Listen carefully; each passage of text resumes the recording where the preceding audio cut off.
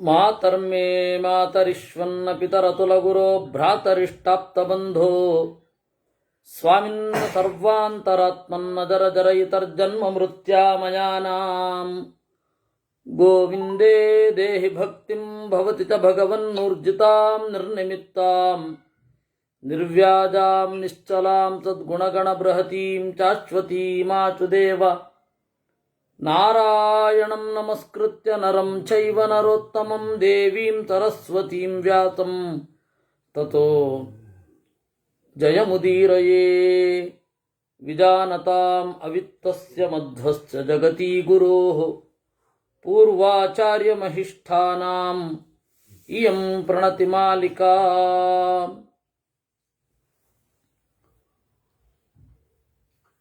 ನಿನ್ನೆ ನಾರದರಿಗೆ ತಾರತಮ್ಯವನ್ನು ತಿಳ್ಕೊಳ್ಬೇಕು ಅಂತ ಆಯ್ತಂತೆ. ದೇವರ ಅಪೇಕ್ಷೆ ಅದು. ಬೇರೆ ಬೇರೆ ಕಡೆ ಹೋಗಿ ಬೇರೆ ಬೇರೆ ದೇವತೆಗಳನ್ನೇ ಕಂಡು ಅವರಿಂದಲೇನೇ ತಾರತಮ್ಯವನ್ನು ತಿಳಿ. ಬಹಳ ವಿಶಿಷ್ಟ ಅದು. ಇವತ್ತು ಗೀತಾ ಜಯಂತಿ ಅಂತ ಆಚರಣೆ. ಗೀತಾ ಜಯಂತಿಯ ದಿವಸ ಗೀತೆಯನ್ನು ಚಿಂತನೆ ಮಾಡ್ತಾ ಇದ್ದೀವಿ. ಇದು ಗೀತೆಯ ವ್ಯಾಖ್ಯಾನವೇ. ಗೀತೆಯಲ್ಲಿ ಒಂದು ಮಾತು ಬರುತ್ತೆ, ಅದು ಕಠೋಪನಿಷತ್ತಿನಲ್ಲಿಯೂ ಬರುವಂತಹ ಮಾತು.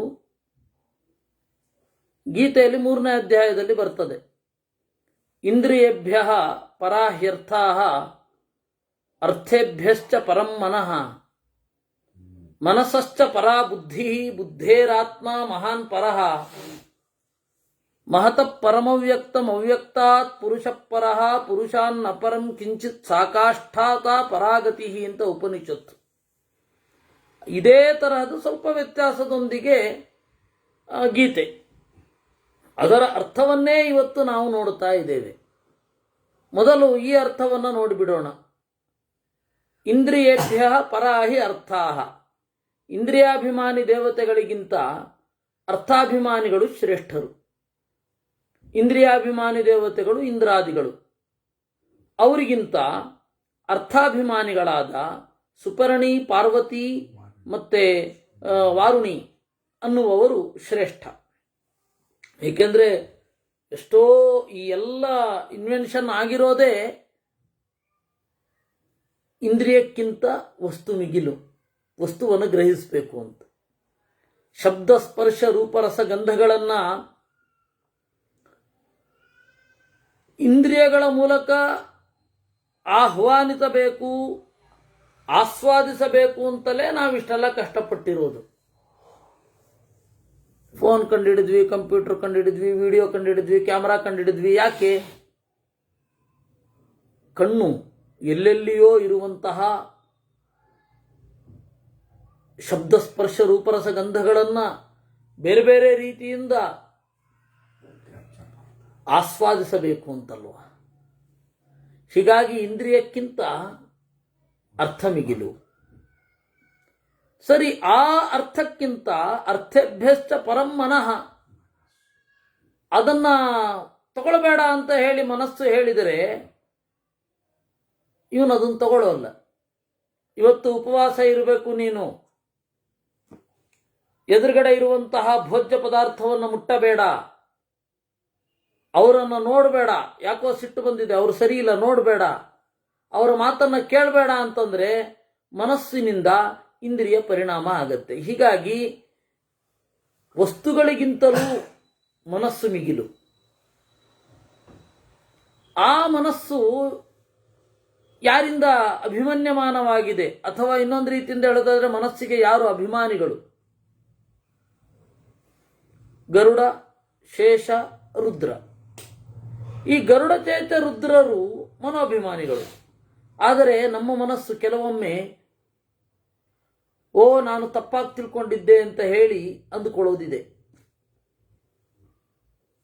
ನಾನು ತಪ್ಪಾಗಿ ತಿಳ್ಕೊಂಡಿದ್ದೇನೋ ಸರಿಯಾಗಿ ತಿಳ್ಕೊಂಡಿದ್ದೇನೋ ಅಂತ ಹೇಳಿ ಹೊರೆ ಹಚ್ಚುವುದು ಬುದ್ಧಿ. ಆ ಬುದ್ಧಿಯ ಅಭಿಮಾನಿನಿ ಸರಸ್ವತಿ. ಹೀಗಾಗಿ ಈ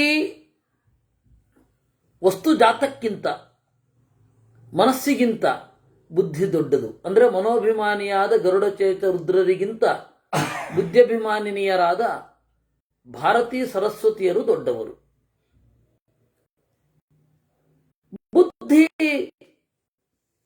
ಪರಿಸರಕ್ಕೆ ಒಳಗಾಗಿ ಕೆಲವೊಮ್ಮೆ ಇದನ್ನೇ ಸತ್ಯ ಅಂತ ಒಪ್ಪಿಬಿಡುವ ಸಾಧ್ಯತೆ ಇದೆ. ಕೆಲವೊಮ್ಮೆ ಅದಕ್ಕೆ ಅದನ್ನು ನಿಯಮಿಸುವ, ಅದು ಎಲ್ಲಿ ಕೆಲಸ ಮಾಡಬೇಕು? ಬುದ್ಧಿ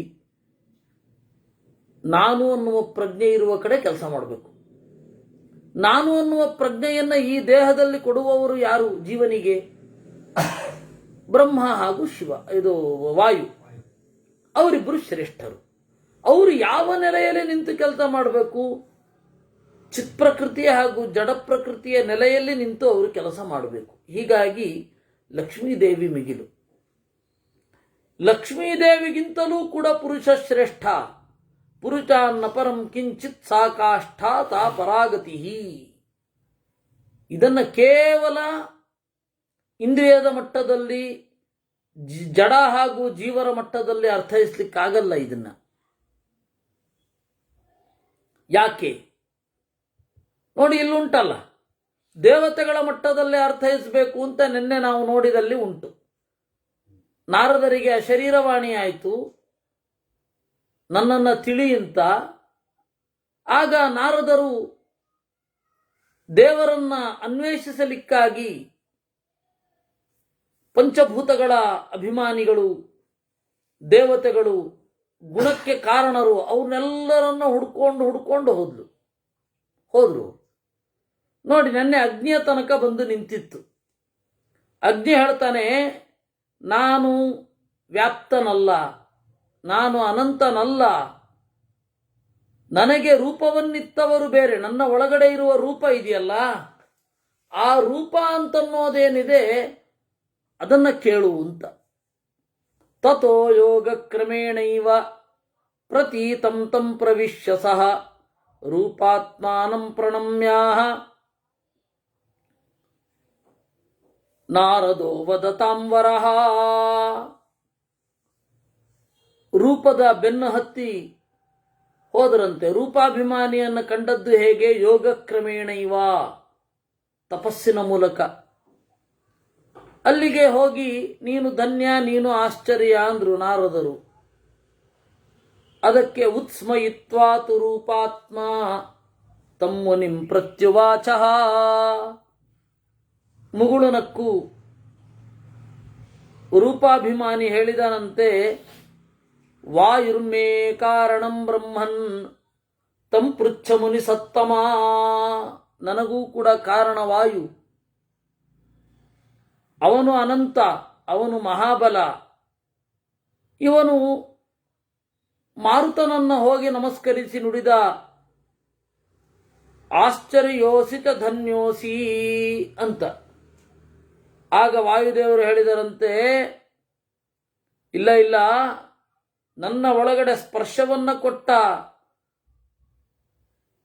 ವ್ಯಕ್ತಿಯನ್ನ, ನನ್ನ ಒಳಗಡೆ ಸ್ಪರ್ಶವನ್ನ ಉಂಟು ಮಾಡಿದ ತತ್ವವನ್ನ ನೀನು ಹೋಗಿ ಕೇಳು ಅಂತ. ಅವರು ಅಲ್ಲಿಗೆ ಹೋದ್ರು. ನಾಹಂ ಬೃಹತ್ತರೋ ಬ್ರಹ್ಮನ್. ಆಗ ಸ್ಪರ್ಶಾಭಿಮಾನಿ ಹೇಳಿದ, ನಾನು ಎಲ್ಲೆಡೆ ವ್ಯಾಪ್ತನಲ್ಲ, ಅನಂತನಲ್ಲ, ನನಗೆ ಆಕಾಶ ಕಾರಣ ಅಂದ. ಆಕಾಶದ ಬಳಿಗೆ ಹೋದರು. ನೀನು ಆಶ್ಚರ್ಯನಿದ್ದಿ, ಧನ್ಯನಿದ್ದಿ. ಅದಕ್ಕೆ ಆಕಾಶಾಭಿಮಾನಿ ಹೇಳಿದ, ಇಲ್ಲ ಇಲ್ಲ, ನನಗಿಂತ ಶಬ್ದ ಕಾರಣ. ಸರಿ, ಶಬ್ದದ ಬರಿಗೆ ಹೋದ್ರು. ಆ ಶಬ್ದ ಸ್ವರವ್ಯಂಜನ ಸಂಯುಕ್ತಂ. ಸ್ವರ ವ್ಯಂಜನ ಥರಥರದ ಕಾರಣಗಳಿಂದ ಕೂಡಿರುವ ವೇದವೆಂಬ ಆ ಶಬ್ದ ದೊಡ್ಡದು. ನಾರದರು ಹೋದರು. ನಾರದರು ಯಾಕೆಂದ್ರೆ ಸ್ಪರ್ಶ, ರೂಪ, ರಸ, ಗಂಧ, ಸ್ಪರ್ಶ ಇದೆಲ್ಲವೂ ಕೂಡ ಶಬ್ದವನ್ನು ತಿಳಿಯಲಿಕ್ಕಾಗಿ ಇರುವಂಥದ್ದು. ಶಬ್ದದಿಂದ ಇದನ್ನೆಲ್ಲ ತಿಳಿತೇವೆ, ಇದರ ಮೂಲಕ ಶಬ್ದವನ್ನು ನಾವು ಆಸ್ವಾದನೆ ಮಾಡ್ತೇವೆ. ಶಬ್ದ ಇದರೆಲ್ಲದರಲ್ಲಿ ಇದೆ. ಅದರಿಂದ ನೀನು ವೇದಾತ್ಮ ಧನ್ಯ. ಅದಕ್ಕೆ ವೇದಾಭಿಮಾನಿ ಹೇಳಿದನಂತೆ, ಇಲ್ಲ ಇಲ್ಲ, ನನಗಿಂತ ಬ್ರಹ್ಮದೇವರು ದೊಡ್ಡವರು ಅಂತ. ನೋಡಿ, ಸೂಕ್ಷ್ಮವಾಗಿ ಗಮನಿಸಿ. ಸೀದಾ ಬ್ರಹ್ಮಲೋಕಕ್ಕೆ ಹೋದ್ರಂತೆ. ಬ್ರಹ್ಮಲೋಕಂ ತಥೋ ಗತ್ವಾ ನಾರದೋ ಮುನಿಪುಂಗವೈಹಿ. ಬ್ರಹ್ಮಲೋಕಕ್ಕೆ ಹೋದರು. ಬ್ರಹ್ಮಲೋಕದಲ್ಲಿ ಎಲ್ಲ ದೇವತೆಗಳು, ಎಲ್ಲ ತತ್ವಾಭಿಮಾನಿಗಳು ಬ್ರಹ್ಮದೇವರ ಸೇವೆ ಮಾಡ್ತಾ ಇದ್ರು. ಸೇವ್ಯಮಾನಂ ಮಹಾತ್ಮಾನಂ ಲೋಕಪಾಲೈರ್ಮರುದ್ಗಣೈ. ಮರುದ್ದೇವತೆಗಳಿದ್ರು. ಸಮುದ್ರೈಶ್ಚ ಸರಿದ್ಭಿಶ್ಚ. ಸಮುದ್ರಾಭಿಮಾನಿ ವರುಣ ಇದ್ದ. ನದ್ಯಭಿಮಾನಿನಿ ದೇವತೆಗಳಿದ್ರು. ಭೂತತತ್ವೈ ಸಬೂಧರೈ. ಪರ್ವತಾಭಿಮಾನಿ ದೇವತೆಗಳು, ಭೂತಾಭಿಮಾನಿಗಳು, ಗಂಧರ್ವರು, ಅಪ್ಸರೆಯರು, ಜ್ಯೋತಿರ್ಗಣಗಳು, ವಾಗಭಿಮಾನಿಗಳು, ವೇದಾಭಿಮಾನಿಗಳು. ಉಪಾಸ್ಯಮಾನಂ ಬ್ರಹ್ಮಾಣಂ ಲೋಕನಾಥಂ ಪರಾತ್ಪರಂ. ಈ ತರಹದ ಲೋಕನಾಥನಾದ ಹಿರಣ್ಯಗರ್ಭಂ ದೇವರೆಂಬ ಬಂಗಾರವನ್ನ, ವೇದವೆಂಬ ಬಂಗಾರವನ್ನ ಒಡಲೊಳಗಡೆ ಇಟ್ಟುಕೊಂಡವ ಹಿರಣ್ಯಗರ್ಭ. ಶ್ರೇಷ್ಠವಾದ ಅರಿವು ಎಂಬ ಚಿನ್ನವನ್ನ ಹೊಟ್ಟೆಯೊಳಗಡೆ ಇಟ್ಟುಕೊಂಡವ ಹಿರಣ್ಯಗರ್ಭ. ಲೋಕನಾಥ, ವಿಶ್ವೇಶ, ನಾಲ್ಮೊಗ ಅಂಥವನನ್ನ ನಮಸ್ಕಾರ ಮಾಡಿ ಕೇಳಿದರಂತೆ. ನೋಡಿ, ತ್ರಿವಿಕ್ರಮ ಪಂಡಿತರು ಪೀಠೇ ರತ್ನೋಪಕ್ಲುಪ್ತೇ ರುಚಿರ ರುಚಿಮಣಿ ಜ್ಯೋತಿ ಚಾತನ್ನಿಚಣ್ಣಂ ಬ್ರಹ್ಮಾಣಂ ಭಾವಿನಂ ತ್ವಾಂ ಜ್ವಲತಿ ನಿಜಪದೇ ವೈದಿಕಾದ್ಯಾ ಹಿ ವಿದ್ಯಾ ಸೇವಂತೆ ಮೂರ್ತಿಮತ್ಯಸ್ತುಚರಿತ ಚರಿತ ಭಾತಿ ಗಂಧರ್ವಗೀತಂ ಪ್ರತ್ಯೇಕಂ ದೇವ ಸಂಸತ್ಸ್ವಪಿತವ ಭಗವನ್ನರ್ತಿ ತದ್ಯೋ ವಧೂಷು ಅಂತ. ವಾಯುದೇವರಿಗೂ ಇದೇ ರೀತಿಯಾದ ಒಂದು ಹಿರಿಮೆ ಇದೆ, ಗರಿಮೆ ಇದೆ ಮೂಲ ರೂಪದಲ್ಲಿ ಅಂತ ಹೇಳಿ ವರ್ಣನೆ ಮಾಡಿದ್ದಾರೆ. ಅಲ್ಲ, ಬ್ರಹ್ಮದೇವರು ಮತ್ತೆ ವಾಯುದೇವರು ಇಬ್ಬರು ಸಮಾನ ಅನ್ಲಿಕ್ಕೆ ಎಲ್ಲಿಗೆ ಹೋಗಬೇಕು ಅಂದ್ರೆ, ಬನ್ನಿ ಬೃಹದಾರಣ್ಯಕೋಪನಿಷತ್ತಿನಲ್ಲಿ ಆ ಭಾಗ ಬರುತ್ತೆ. ಬ್ರಹ್ಮ ಮತ್ತೆ ವಾಯು ಇಬ್ಬರು ಸಮಾನರು ಅಂತ ಹೇಳಿ ಅಲ್ಲಿದೆ. ಅದರಿಂದಾಗಿ ಬ್ರಹ್ಮಲೋಕದ ವೈಭವ ಅದು ವಾಯುದೇವರಿಗೂ ಉಂಟು. ನಾರದ ಆಶ್ಚರ್ಯೋಸಿ ಚ ಧನ್ಯೋಸಿ ಶನಂತೋಸಿ ಬೃಹತ್ತರಃ ಭವಂತಂ ವೇತ್ತುಮಿಚ್ಛಾಮಿ ಕೀದೃಗ್ಭೂತಸ್ತ್ವಮವ್ಯಯ. ಓ ಬ್ರಹ್ಮದೇವನೇ, ನೀನು ಆಶ್ಚರ್ಯ. ಯಾರಿಗೂ ನೀನು ಪೂರ್ತಿ ತಿಳಿದಿಲ್ಲ. ಆಶ್ಚರ್ಯ ಅಂದ್ರೆ ಧನ್ಯ. ಧನ್ಯ ಹೇಳಿದರೆ ಜಗತ್ತಿನಲ್ಲಿ ಸಿಗಬೇಕಾದದ್ದೆಲ್ಲ ಸಿಕ್ಕಿಯಾಗಿದೆ. ಅನಂತಹ, ಕೊನೆ ಇರದವ. ಬೃಹತ್ತರಹ, ಸರ್ವತ್ರ ವ್ಯಾಪ್ತ. ನೀನು ನಿನ್ನನ್ನು ತಿಳಿಬೇಕು ಅಂತಿದ್ದೀನಿ. ಕೀದೃಗ್ಭೂತಸ್ತ್ವಂ, ಎಂತಹವನು ನೀನು ಹೇಳು. ತಚ್ಛ್ರುತ್ವಾ ಭಗವಾನ್ ಬ್ರಹ್ಮ ಸರ್ವಲೋಕ ಪಿತಾಮಹಃ ಉತ್ಸ್ಮಯಂ ಮುನಿಮಾಹೇದಂ ಕರ್ಮ ಮೂಲಸ್ಯ ಲೋಪಕಂ. ಆಗ ಬ್ರಹ್ಮದೇವರು ಮುಗುಳು ನಕ್ಕು ಇದನ್ನ ಹೇಳಿದರಂತೆ. ಎಂತಹ ಮಾತು ಅದು! ಕರ್ಮ ಮೂಲಸ್ಯ ಲೋಪಕಂ. ಕರ್ಮ ಮೂಲವಾದದ್ದು ಅಜ್ಞಾನ. ಅಜ್ಞಾನವನ್ನೇ ಪರಿಹಾರ ಮಾಡುವಂತಹ ಮಾತನ್ನ ಹೇಳಿದರಂತೆ. ಏನು ಹೇಳಿದ್ರು? ನಾಹಂ ಬೃಹತ್ತರೋ ಬ್ರಹ್ಮನ್ ನಾಪ್ಯನಂತಶ್ಚ ಸತ್ತಮ ಲೋಕಾನಾಂ ಮಮತರವೇಚಾಂ ನಾಥ ಭೂತೋ ಬೃಹತ್ತರಃ. ನಾನು ಅನಂತನಲ್ಲ, ನಾನು ಎಲ್ಲರಿಗಿಂತ ಹಿರಿಯನಲ್ಲ, ಎಲ್ಲ ಜನರಿಗೂ ನನಗೂ ನಾಥನಾದವನೊಬ್ಬ ಇದ್ದಾನೆ. ನಂದಗೋಪಕುಲೆ ಗೋಪಕುಮಾರೈ ಪರಿವಾರಿತಃ ಸಮಸ್ತ ಜಗತಾಂ ಗೋಪ್ತಾ ಗೋಪವೇಷೇಣ ಸಂಸ್ಥಿತಃ. ನಂದಗೋಪ ಕುಲದಲ್ಲಿ ಗೋವಳರೊಂದಿಗೆ ಕೂಡಿಕೊಂಡು ಇದ್ದಾನೆ. ಅವನು ಎಲ್ಲ ಜಗತ್ತನ್ನ ಕಾಪಾಡುವವ. ಮದ್ರೂಪಂಚ ಸಮಾಸ್ಥಾಯ ಜಗತ್ ಸೃಷ್ಟಿಂ ಕರೋತಿ ಸಹ ಐಶಾನಮಸ್ಥಿತ ಶ್ರೀಮಾನ್ ಹಂತಿ ನಿತ್ಯಂ ಹಿಪಾತಿ ಚ. ನನ್ನ ಒಳಗಡೆ ಇದ್ದು ಜಗತ್ತನ್ನು ಸೃಷ್ಟಿ ಮಾಡುತ್ತಾನೆ. ರುದ್ರನ ಒಳಗಡೆ ಇದ್ದು ಹಂತಿ ನಿತ್ಯಂ ಜಗತ್ತನ್ನ ನಾಶ ಮಾಡ್ತಾನೆ. ವಿಷ್ಣು ಸ್ವರೂಪ ರೂಪೋತೌ ಕಾರಣಂ ತ ಹರಿರ್ಮಮ ತಂ ಪೃಚ್ಛ ಮುನಿಶಾರ್ದೂಲ ಸಚಾನಂತೋ ಬೃಹತ್ತರಃ. ವಿಷ್ಣು ಸ್ವರೂಪ ರೂಪ, ವಿಷ್ಣುವಿನ ರೂಪಗಳು.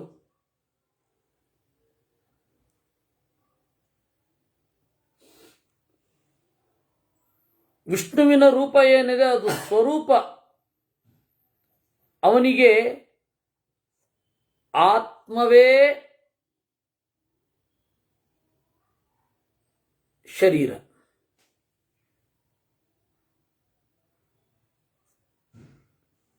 ಆತ್ಮವೇ ಶರೀರ. ಶರೀರ ಬೇರೆ ಆತ್ಮ ಬೇರೆ ಅಲ್ಲ ದೇವರಿಗೆ. ನನಗೆ ಕಾರಣಂ ತಹರಿರ್ಮಮ. ಅದರಿಂದಾಗಿ ತಂಪೃಚ್ಛ ಮುನಿಶಾರ್ದೂಲ ಸಚಾನಂತೋ ಬೃಹತ್ತರಃ. ಅವನ ಬಗ್ಗೆ ಹೇಳಿ ಅಲ್ಲಿಗೆ ಹೋಗಬೇಕು. ಅವನ ಬಗ್ಗೆ ಹೇಳಲಿಕ್ಕೆ ಅವನೇ ಕಾರಣ.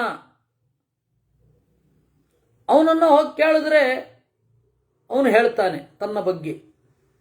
ತಥೋವತೀರ್ಯ ಭಗವಾನ್ ಬ್ರಹ್ಮಲೋಕಾನ್ ಮಹಾಮುನಿ.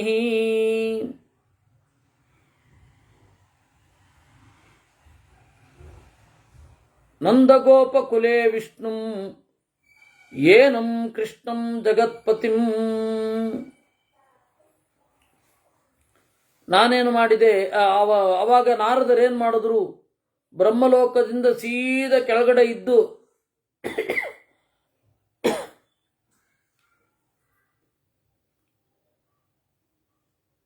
ಕೆಳಗಡೆ ಇಳಿದು ನಂದಗೋಪ ಇರುವ ಜಾಗಕ್ಕೆ ಹೋದ್ರಂತೆ.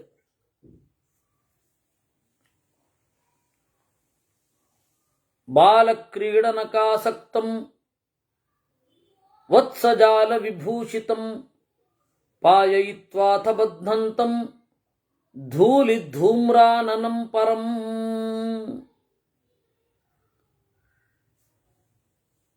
ಬಾಲಕ್ರೀಡನಕಾಸಕ್ತಂ, ಚಿಕ್ಕ ಮಕ್ಕಳ ತರಹ ಆಟ ಆಡ್ತಾ ಇದ್ದಾನೆ,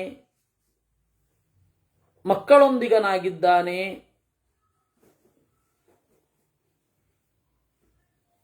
ಪಾಯಯಿತ್ವಾಥ ಬಧ್ನಂತಂ, ಆ ಕರುಗಳಿಗೆ ಹಾಲನ್ನು ಕುಡಿಸಿ ಕಟ್ಟೆ ಹಾಕ್ತಾ ಇದ್ದಾನೆ, ಎಲ್ಲಿಯೂ ಹೋಗದಿರಲಿ ಅಂತ. ಧೂಲಿ ಧೂಮ್ರಾನನಂ ಪರಂ,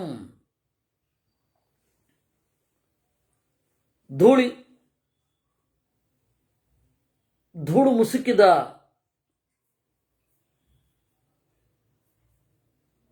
ಒಂದು ಮೋರೆ. ಗಾಹಮಾನೈರ್ಹಸದ್ಭಿಶ್ಚ ನೃತ್ಯದ್ಭಿಶ್ಚ ಸಮಂತತಃ ಪಾಣಿವಾದನಕೈಶ್ಚೈವ ಸಂವೃತಂ ವೇಣುವಾದಕೈಃ. ಗಾಹಮಾನೈಃ ಹಸದ್ಭಿಃ, ಮುಗುಳು ನಗುವ, ನರ್ತನ ಮಾಡುವ ಜನರಿಂದ ಕೂಡಿದ್ದಾನೆ. ಪಾಣಿವಾದನಕೈಶ್ಚೈವ, ಕೆಲವೊಬ್ಬರು ಕೈಯಲ್ಲಿ ತಾಳ ತಟ್ತಾ ಇದ್ದಾರೆ, ಕೆಲವೊಬ್ಬರು ಕೊಳಲು ನುಡಿಸ್ತಾ ಇದ್ದಾರೆ, ಅಂಥವರ ಜೊತೆಗೂಡಿ ಇದ್ದಾನೆ. ಪ್ರಣಿಪತ್ಯಾಬ್ರವೀದೇನಂ ನಾರದೋ ಭಗವಾನ್ ಋಷಿ. ಅಂತಹ ಕೃಷ್ಣನಿಗೆ ನಮಸ್ಕಾರ ಮಾಡಿ ನಾರದರು ಹೇಳಿದರಂತೆ, ಆಶ್ಚರ್ಯೋಸಿ ಚ ಧನ್ಯೋಸಿ ಹ್ಯನಂತಶ್ಚ ಬೃಹತ್ತರಃ ವೇತ್ತಾಸಿ ಚಾವ್ಯಯಶ್ಚಾಸಿ ವೇತ್ತುಮಿಚ್ಛಾಮಿ ಯಾದೃಚಂ. ನೀನು ಆಶ್ಚರ್ಯನಿದ್ದಿ, ಧನ್ಯನಿದ್ದಿ, ಅನಂತನಿದ್ದಿ, ವ್ಯಾಪ್ತನಿದ್ದಿ, ಅವ್ಯಯಶ್ಚಾಸಿ, ಎಂದೂ ನಾಶವಿಲ್ಲ ನಿನಗೆ. ನಿನ್ನನ್ನ ನಿನ್ನ ಮುಖದಿಂದಲೇ ತಿಳ್ಕೊಳ್ಬೇಕು ಅಂತ ಇದ್ದೇನೆ ಸ್ವಾಮಿ. ತತಃಪ್ರಹಸ್ಯ ಭಗವಾನ್ ನಾರದಂ ಪ್ರತ್ಯುವಾಚ. ಆಗ ದೇವರು ನಕ್ಕ ಅಂತೆ, ಹೇಳಿದ ಅಂತೆ, ಮತ್ತ ಪರತರಂ ನಾಸ್ತಿ ಮತ್ತಸ್ಸರ್ವಂ ಪ್ರತಿಷ್ಠಿತಂ ಮತ್ತೋ ಬೃಹತ್ತರಂ ನಾನ್ಯತ್ ಅಹಮೇವ ಬೃಹತ್ತರಃ. ನನಗಿಂತ ಮಿಗಿಲಾದದ್ದಿಲ್ಲ, ನನ್ನಿಂದಲೇ ಎಲ್ಲವೂ ಆಯಾ ಜಾಗದಲ್ಲಿ ನೆಲೆಗೊಂಡಿದೆ, ನನಗಿಂತ ಹಿರಿದಾದದ್ದು ಇಲ್ಲ, ನಾನೇ ಎಲ್ಲರಿಗೂ ಹಿರಿಯ. ಆಕಾಶೇ ಚ ಸ್ಥಿತಃ ಪೂರ್ವಂ ಉಕ್ತವಾನ್ ಅಹಮೇವತೆ ನಮಾಂ ವೇತ್ತಿ ಜನಃ ಕಶ್ಚಿತ್ ಮಾಯಾ ಮಮ ದುರತ್ಯಯ. ನಾನು ಆಕಾಶದಲ್ಲಿದ್ದುಕೊಂಡು ನಿನಗೆ ಹೇಳಿದೆ, ಜನರು ನನ್ನನ್ನು ತಿಳಿಯಲಾಗದಂತೆ ನನ್ನ ಇಚ್ಛಾಶಕ್ತಿ ಇದೆ. ಭಕ್ತ್ಯಾ ತ್ವನನ್ಯಯಾ ಯುಕ್ತ ಮಾಂ ವಿಜಾನಂತಿ ಯೋಗಿನಃ. ಅನನ್ಯವಾದ ಭಕ್ತಿಯಿಂದ ಕೂಡಿದ ಯೋಗಿಗಳು ಮಾತ್ರ ನನ್ನನ್ನು ತಿಳಿತಾರೆ. ಪ್ರಿಯೋಸಿ ಮಮ ಭಕ್ತೋಸಿ ಮಮ ತತ್ವಂ ವಿಲೋಕಯ ದದಾಮಿ ತವ ತಜ್ಞಾನಂ ಯೇನ ತತ್ವಂ ಪ್ರಪಶ್ಯಸಿ. ನೀನು ನನಗೆ ಪ್ರಿಯನಿದ್ದಿ, ಭಕ್ತನಿದ್ದಿ, ನಾನು ನಿನಗೆ ಜ್ಞಾನವನ್ನು ನೀಡುತ್ತೇನೆ.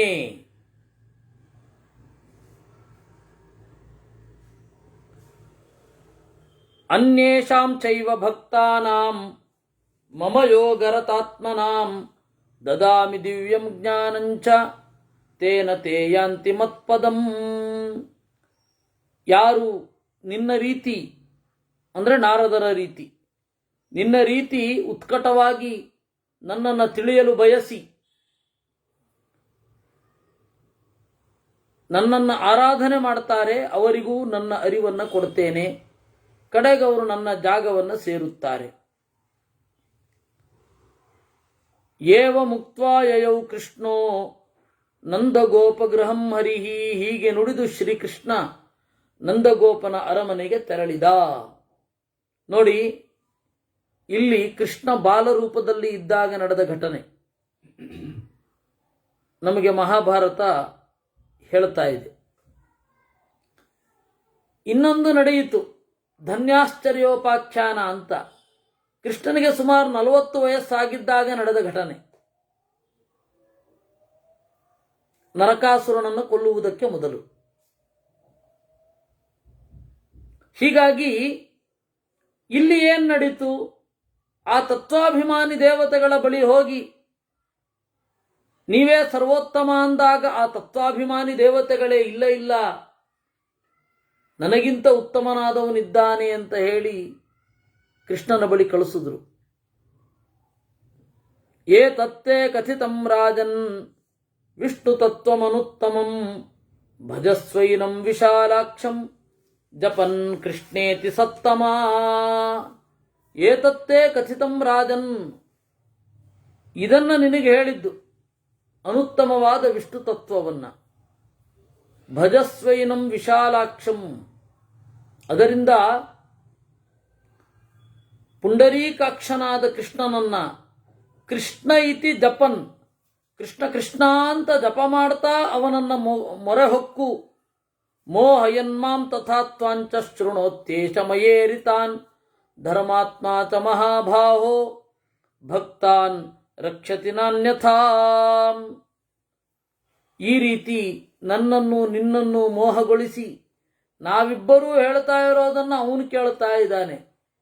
ಇನ್ನೊಂದು ರೀತಿಯಿಂದ ನನ್ನ ಒಳಗಡೆ ನಿಂತು ನುಡಿಯುತ್ತಾ ಇರುವ ಶಕ್ತಿ ದೇವರು ಭಕ್ತರನ್ನು ಹೀಗೆ ರಕ್ಷಣೆ ಮಾಡ್ತಾನೆ ಅಂತ ಹೇಳುವಲ್ಲಿಗೆ 194ನೆಯ ಅಧ್ಯಾಯ.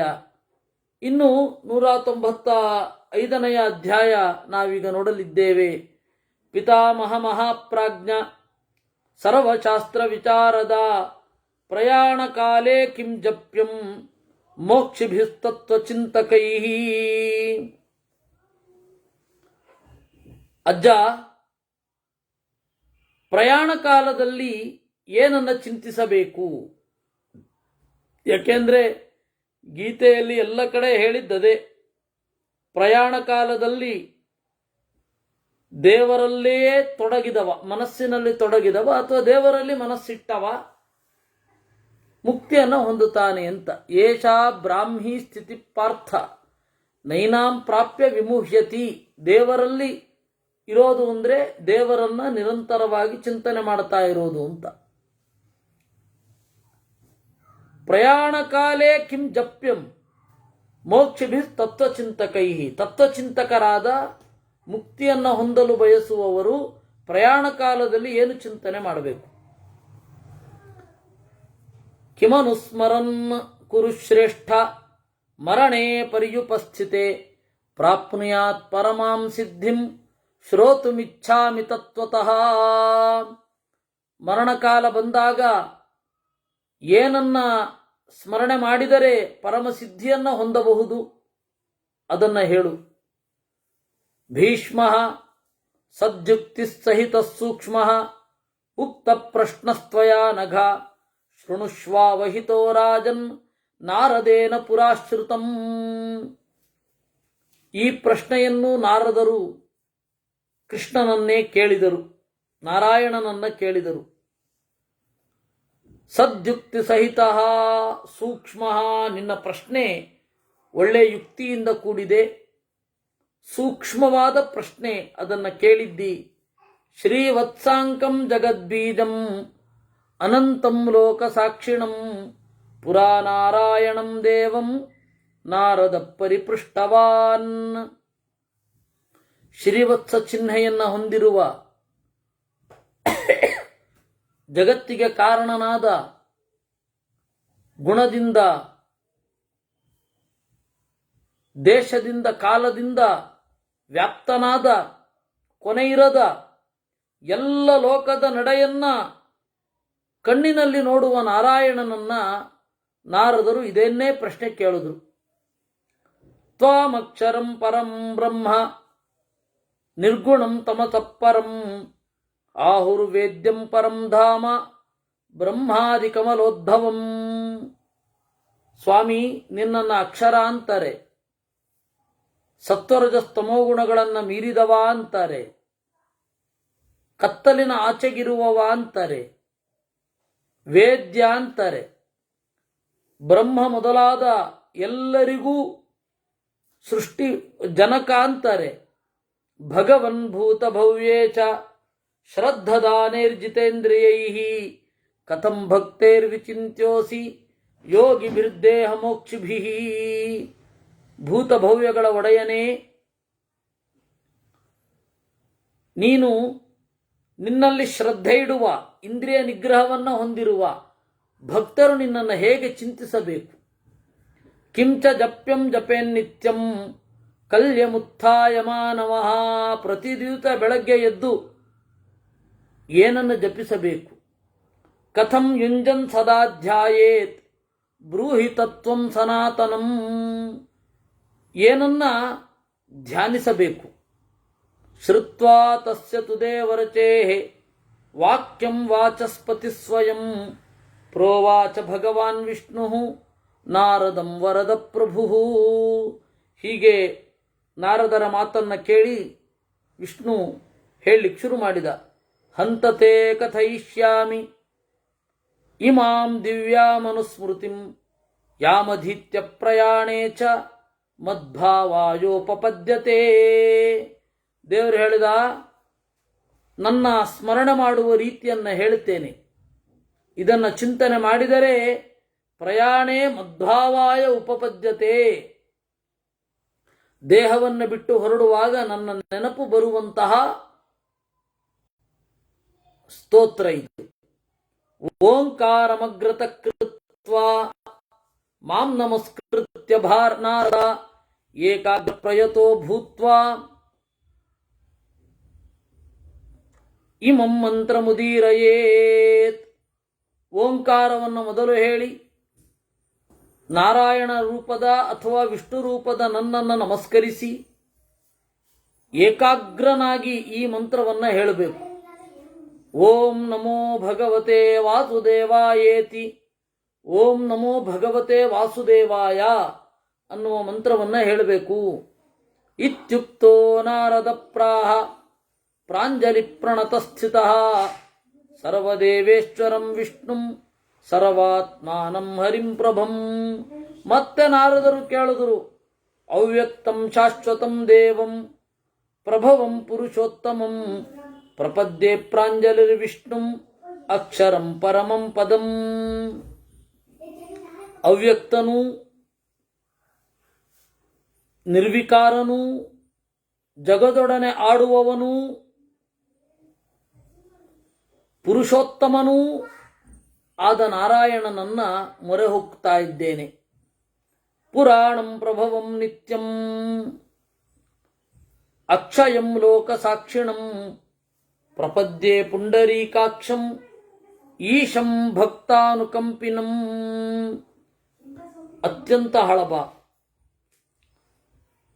ಎಲ್ಲರ ಪ್ರಭು, ನಾಶವಿರದವ, ಲೋಕಸಾಕ್ಷಿ, ಭಕ್ತರಲ್ಲಿ ಕರುಣೆ ತೋರುವವ, ಅವನನ್ನು ಮೊರೆ ಹೊಕ್ಕುತ್ತೇನೆ.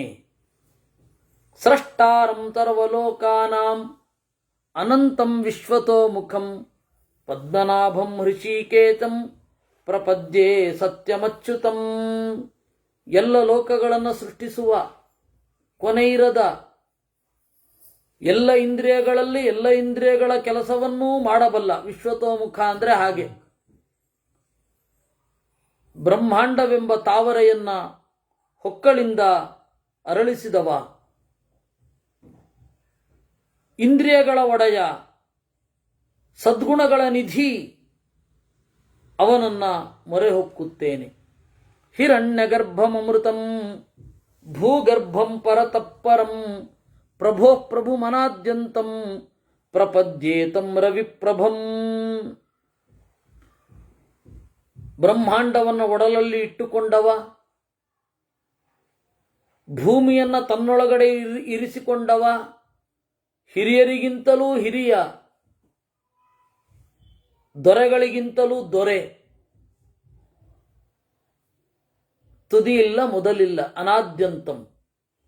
ಅಂತಹ ಸೂರ್ಯನಂತಹ ಕಿರಣಗಳ ಅವನನ್ನು ಮೊರೆ ಹೊಕ್ಕುತ್ತೇನೆ. ಸಹಸ್ರ ಶೀರ್ಷಂ ಪುರುಷಂ ಮಹರ್ಷಿಂ ತತ್ವಭಾವನಂ ಪ್ರಪದ್ಯೆ ಸೂಕ್ಷ್ಮಮಚಲಂ ವರೆಣ್ಯಮಭಯಪ್ರದಂ.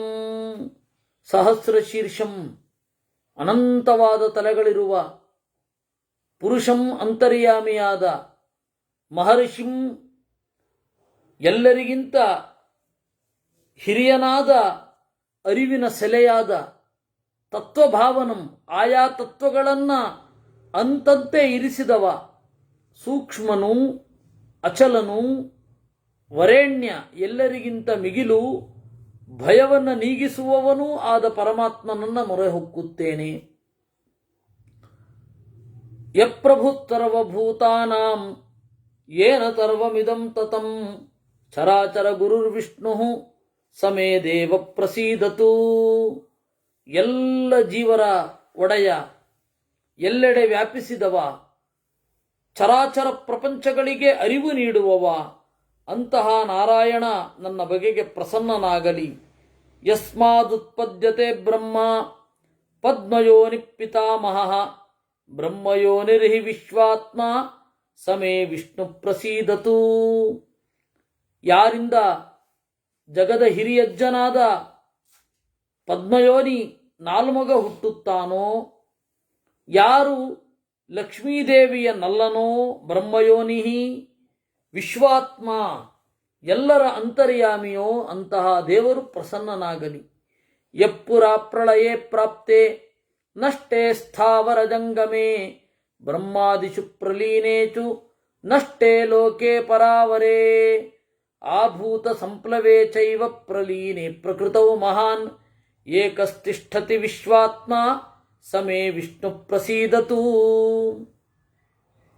ಎಲ್ಲ ಪ್ರಳಯ ಬಂದು ಎಲ್ಲರೂ ಅರಿವು ಕಳೆದುಕೊಂಡಾಗಲೂ ಕೂಡ ಒಬ್ಬನೇ ಯಾರು ಇರ್ತಾನಲ್ಲ ಅಂತಹ ದೇವರು ಪ್ರಸನ್ನನಾಗಲಿ. ಇನ್ನು ಮುಂದಿನ ಈ ಶ್ಲೋಕ ಏನಿದೆ ಬಹಳ ರೋಚಕ. ಚತುರ್ಭಿಶ್ಚ ದ್ವಾಭ್ಯಾಂ ಪಂಚಭಿರೇವ ಚ ಹೂಯತೆ ಚ ಪುನರ್ದ್ವಾಭ್ಯಾಂ ಸಮೇ ವಿಷ್ಣು ಪ್ರಸೀದತು. 4 2 5 ಮತ್ತೆ 2 ಯಾರು ಪೂಜಿಸಲ್ಪಡ್ತಾನೋ ಅಂತಹ ದೇವರು ನನಗೆ ಪ್ರಸನ್ನನಾಗಲಿ. ಏನು ಹೀಗಂದ್ರೆ ಯಜ್ಞದಲ್ಲಿ ಕ್ರಮ ಇದೆ. ವಷಟ್,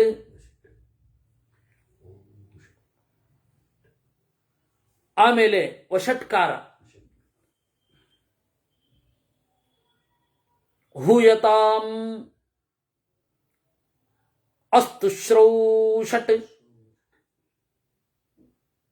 ಫಟ್ ಇತ್ಯಾದಿ ಮಂತ್ರಗಳು. ಚತುರ್ಭಿಶ್ಚ 4 ಮಂತ್ರಗಳು,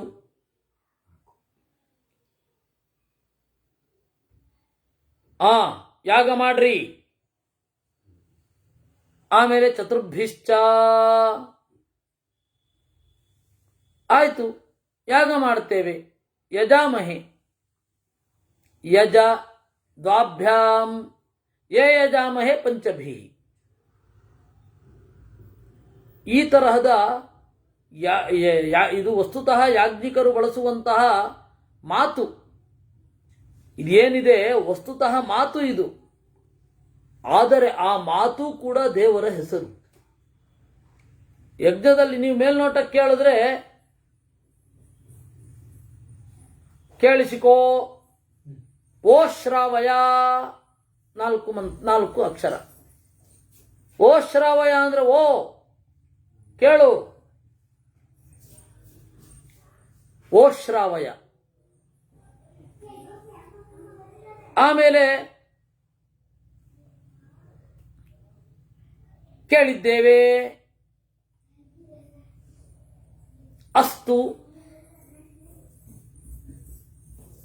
ಶ್ರೌಷಟ್, ಯಜ, ಯೇ ಯಜಾಮಹೆ. ಇವೆಲ್ಲ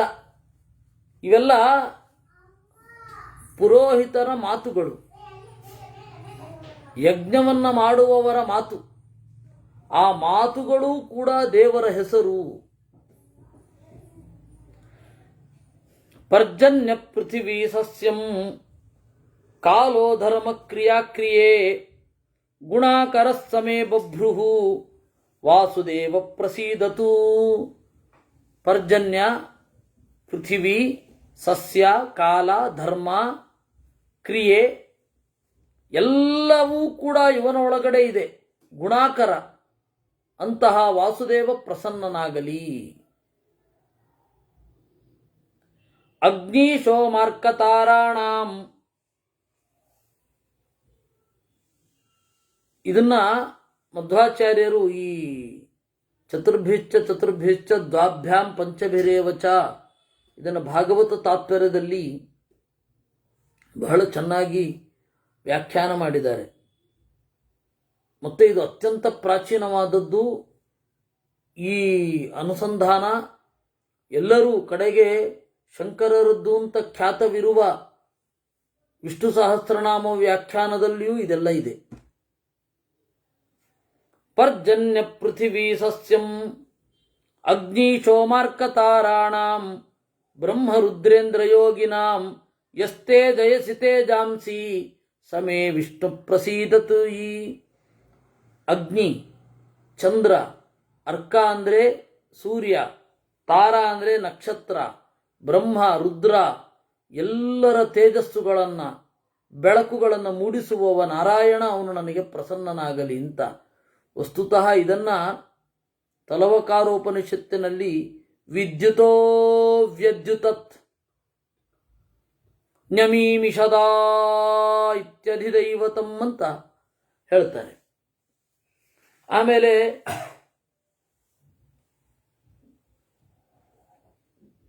ಗೀತೆಯಲ್ಲಿಯೂ ಕೂಡ ನ ತದ್ಭಾಸಯತೆ ಸೂರ್ಯಂ ನ ಶಶಾಂಕೋ ನ ಪಾವಕಃ ಅಂತ ಅಲ್ಲಿ ಹೇಳ್ತಾ ಎಲ್ಲವೂ ನನ್ನಿಂದಲೇ ಬೆಳಗುವುದು ಅಂತ ಸ್ವಯಂ ಕೃಷ್ಣ ಹೇಳಿದ್ದಾನೆ.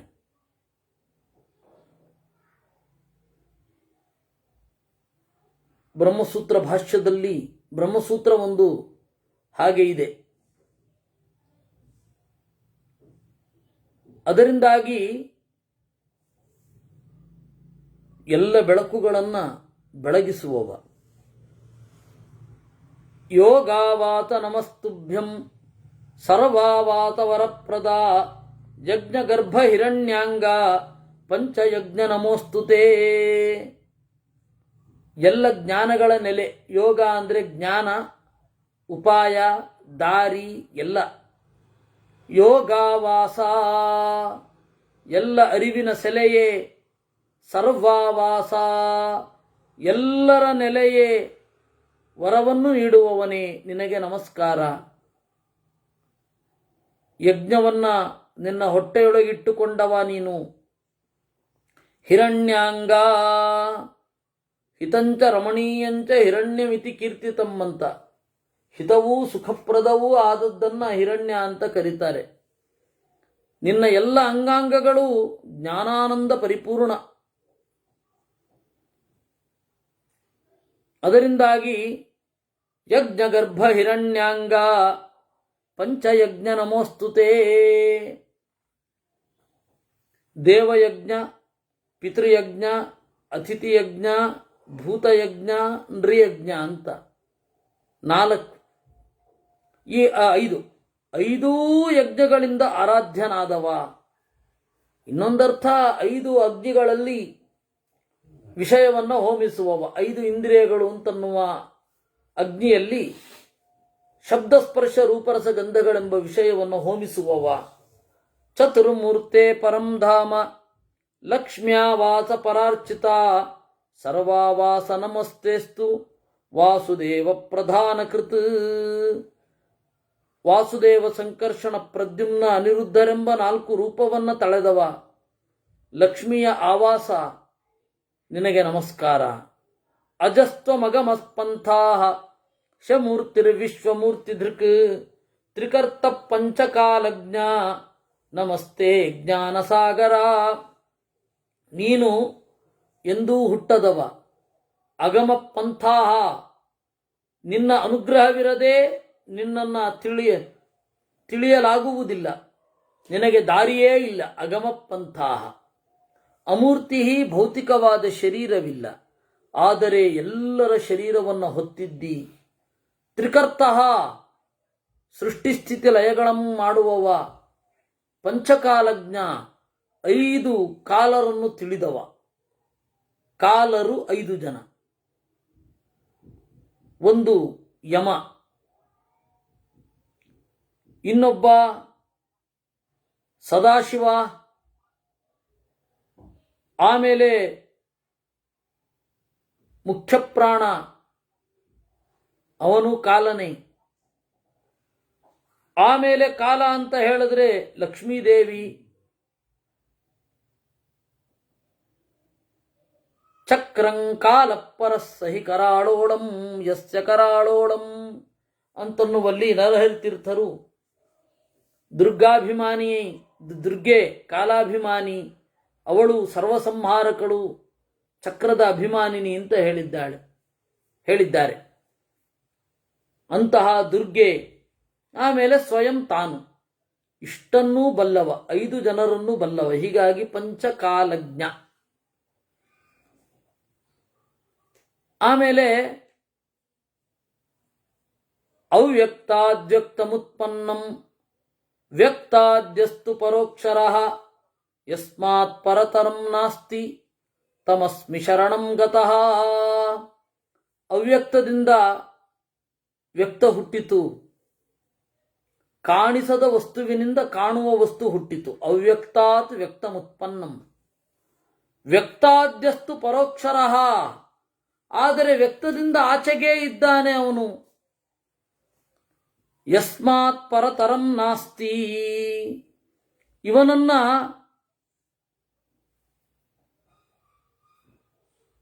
ಮೀರಲಾಗುವುದಿಲ್ಲ, ಅವನನ್ನು ಮೊರೆಹೊಕ್ಕಿದ್ದೇನೆ. ನ ಪ್ರಧಾನೋ ನ ಚ ಮಹಾನ್ ಪುರುಷಶ್ಚೇತನೋಷಜಃ ಅನಯೋರ್ಯಪ್ಪರತರಃ ತಮಸ್ಮಿ ಶರಣಂ ಗತಃ. ಪ್ರಧಾನನಿಲ್ಲ, ಮಹಾನ್ ಇಲ್ಲ, ಪುರುಷ, ಚೇತನ, ಅಜ. ಅದರಿಂದಾಗಿ ಅನಯೋರ್ಯ ಪರತರಃ ತಮಸ್ಮಿ ಶರಣಂ ಗತಃ. ಇವನಿಗಿಂತಲೂ ಆಚೆ ಇರುವವನನ್ನು ನಾನು ಮೊರೆ ಹೊಕ್ಕಿದ್ದೇನೆ. ಚಿಂತಯಂತೋ ಹಿಯಂ ನಿತ್ಯಂ ಬ್ರಹ್ಮೇಶಾನಾದಯ ಪ್ರಭುಂ ನಿಶ್ಚಯಂ ನಾಧಿಗಚ್ಚಂತಿ ತಮಸ್ಮಿ ಶರಣಂ ಗತಃ. ಯಾರನ್ನ ತಿಳಿದುಕೊಳ್ಳಲು ಬಯಸುತ್ತಾ ಪೂರ್ಣವಾಗಿ ತಿಳಿಯಲಾಗುತ್ತಿಲ್ಲವೋ ಅಂತಹ ಪರಮಾತ್ಮನನ್ನ ಮೊರೆ ಹೊಕ್ಕಿದ್ದೇನೆ. ಜಿತೇಂದ್ರಿಯ ಮಹಾತ್ಮಾನೋ ಜ್ಞಾನಧ್ಯಾನ ಪರಾಯಣಾ ಯಂ ಪ್ರಾಪ್ಯ ನ ನಿವರ್ತಂತೆ ತಮಸ್ಮಿ ಶರಣಂ ಗತಃ. ಇಂದ್ರಿಯವನ್ನ ಗೆದ್ದವರು, ದೇವರಲ್ಲಿಯೇ ಮನಸ್ಸನ್ನು ನೆಟ್ಟವರು, ಜ್ಞಾನಧ್ಯಾನದಲ್ಲಿ ಮಿಗಿಲಾದವರು ಯಾರನ್ನ ಹೊಂದಿದರೆ ಮರಳಿ ಬರುವುದಿಲ್ಲವೋ ಅವನನ್ನು ಮೊರೆ ಹೊಕ್ಕುತ್ತೇನೆ. ಏಕಾಂಚೇನ ಜಗತ್ಸರ್ವಂ ಅವಷ್ಟಭ್ಯ ವಿಭುಸ್ಥಿತಃ ಅಗ್ರಾಹ್ಯೋ ನಿರ್ಗುಣೋ ನಿತ್ಯಃ ತಮಸ್ಮಿ ಶರಣಂ ಗತಃ. ಒಂದಂಶದಿಂದ ಎಲ್ಲರನ್ನೂ ವ್ಯಾಪಿಸಿ ನಿಂತವ, ಎಲ್ಲರನ್ನೂ ಆಧರಿಸಿ ಹಿಡಿದವ. ಸೋಮಾರ್ಕಾಗ್ನಿಮಯಂ ತೇಜೋ ಯಾಚ ತಾರಾಮಯೀ ದ್ಯುತಿಃ ದಿವಿ ಸಂಜಾಯತೆ ಯೋಯಂ ಸಮಹಾತ್ಮ ಪ್ರಸೀದತು. ಗುಣಾದಿನಿಃ ಗುಣಾದಿರ್ನಿರ್ಗುಣಶ್ಚಾದ್ಯೋ ಲಕ್ಷ್ಮೀವಾಂಶ್ಚೇತನೋಷಜಃ. ಎಲ್ಲ ಗುಣಗಳ ನೆಲೆ, ಎಲ್ಲ ಗುಣಗಳ ಸೆಲೆ ಅತ್ಯಂತ ಸೂಕ್ಷ್ಮ. ಅಂತಹ ದೇವರು ಪ್ರಸನ್ನನಾಗಲಿ. ಅವ್ಯಕ್ತಂ ಸಮಧಿಷ್ಠಾತ ಚಿಂತ್ಯ ಸದಸತ್ಪರಃ ಆಸ್ಥಿತ ಪ್ರಕೃತಿಂ ಭುಂಕ್ತೆ ಸಮಹಾತ್ಮ ಪ್ರಸೀದತು. ಕ್ಷೇತ್ರಜ್ಞ ಪಂಚಧಾ ಭುಂಕ್ತೆ ಪ್ರಕೃತಿಂ ಪಂಚಭಿರ್ಮುಖೈಃ ಮಹಾನ್ ಗುಣಾಂಶ್ಚ ಯೋ ಭುಂಕ್ತೆ ಸಮಹಾತ್ಮ ಪ್ರಸೀದತು. ಆಮೇಲೆ ಕ್ಷೇತ್ರಜ್ಞ ನಾರಾಯಣ 5 ರೀತಿಯಿಂದ ಈ ಪ್ರಕೃತಿಯನ್ನು ಉಣ್ಣುತ್ತಾನೆ. ಕ್ಷೇತ್ರಜ್ಞ ಅಂದರೆ ನಾರಾಯಣನೇ. ಕ್ಷೇತ್ರ ಅಂದರೆ ಈ ಶರೀರ. ಈ ಶರೀರದವನ್ನು ಪೂರ್ತಿಯಾಗಿ ತಿಳಿದವನು ಅವನೇ. ನಮಗೆ ಗೊತ್ತಿಲ್ಲ, ಅದಕ್ಕೆ ನಾವು ಡಾಕ್ಟರ್ ಹತ್ರ ಹೋಗ್ತೇವೆ, ನಮ್ಮ ಬಗ್ಗೆ ನಮಗೇನಾಗಿದೆ ನೋಡಿ ಅಂತ. ಹೀಗಾಗಿ ನಾವು ಕ್ಷೇತ್ರಜ್ಞರಲ್ಲ, ಆದರೆ ದೇವರು ಕ್ಷೇತ್ರಜ್ಞ. ಅಂತಹ ಕ್ಷೇತ್ರಜ್ಞ ಪಂಚಭಿರ್ಮುಖೈಹಿ 5 ಇಂದ್ರಿಯಗಳಲ್ಲಿ ನೆಲೆಗೊಂಡು ಸಾರವನ್ನು ಭೋಗಿಸುತ್ತಾನೆ. ಅಂತಹ ಪರಮಾತ್ಮ ನನ್ನ ಬಗೆಗೆ ಪ್ರಸನ್ನನಾಗಲಿ ಅಂತ ಹೇಳ್ತಾರೆ. ಇನ್ನೂ ಇದೆ ಇದು, ಆಯ್ತಾ? ಅದನ್ನ ನಾರದರು ಹೀಗೆ ಹೇಳಿದ್ರು. ಇಡೀ ಸ್ತೋತ್ರ, ಆ ಸ್ತೋತ್ರವನ್ನ ಪಾರಾಯಣ ಮಾಡಬೇಕು. ಯಾವ ಯಾವ ಕಾಲದಲ್ಲಿ ಅದರಿಂದ ಏನೇನು ಫಲ ಅಂತ ಹೇಳ್ತಾರೆ. ಅದನ್ನು ನಾವು ನಾಳೆ ನೋಡೋಣ. ಇವತ್ತು ದೇವರಲ್ಲಿ ಈ ಚಿಂತನೆಯನ್ನು ಸಮರ್ಪಿಸೋಣ.